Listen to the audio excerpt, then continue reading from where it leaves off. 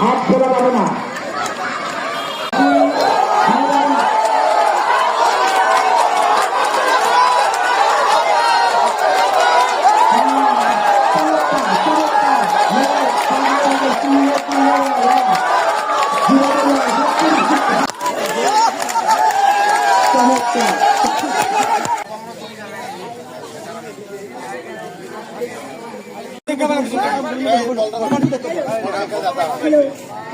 রাঙিয়ে দিতে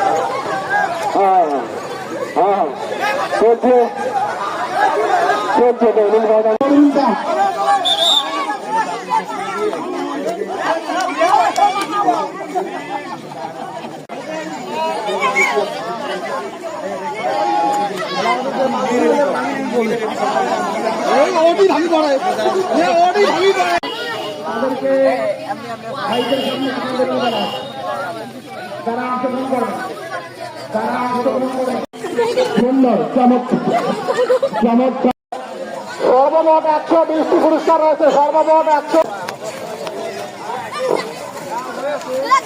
আমাদের মতো কৃষকদের জন্য তো আর কেউ টেনশন করে না। তো আজকে আব্দুল কাদের ভাই একজন কৃষকদের জন্য একটা অনুষ্ঠান নিয়ে এসেছিলেন। তো এখানেই বেশ ভালো একটা মজা পেয়েছি, আনন্দ পাচ্ছি। তো আমরা কৃষকরা এই আনন্দে খুব মেতে আছি।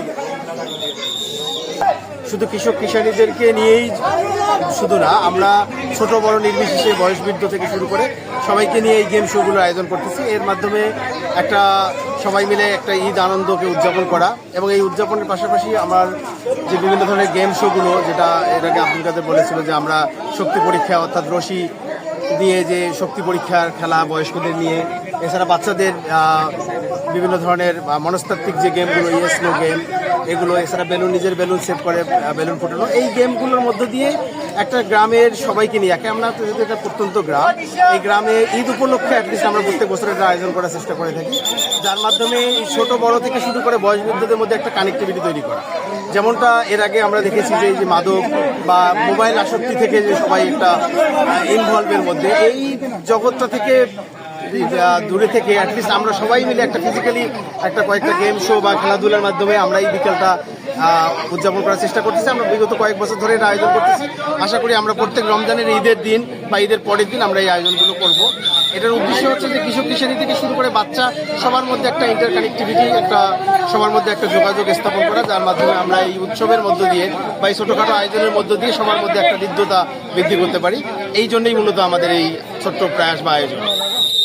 বছরের নয়, আমাদের আজকেও আয়োজন হচ্ছে আর কি এটি কৃষক উৎসব, অর্থাৎ এখানে সকল শ্রেণী পেশার মানুষদেরকে নিয়ে আমরা দিনব্যাপী একটা আয়োজন করে থাকি। এখানে গ্রামীণ সকল খেলাধুলার আয়োজনের মধ্য দিয়ে এটা কৃষকদের সহ শ্রেণী পেশার মানুষদেরকে আমরা উৎসাহ দেই। এর মধ্যে দিয়ে একটা মেসেজ দেওয়ার চেষ্টা করি যে বাল্য বিবাহকে আমরা না বলি। এর পাশাপাশি যৌতুক বিরুদ্ধে আমরা একটি মেসেজ দেওয়ার চেষ্টা করি। এটির জন্য আমাদের এই আয়োজন অব্যাহত।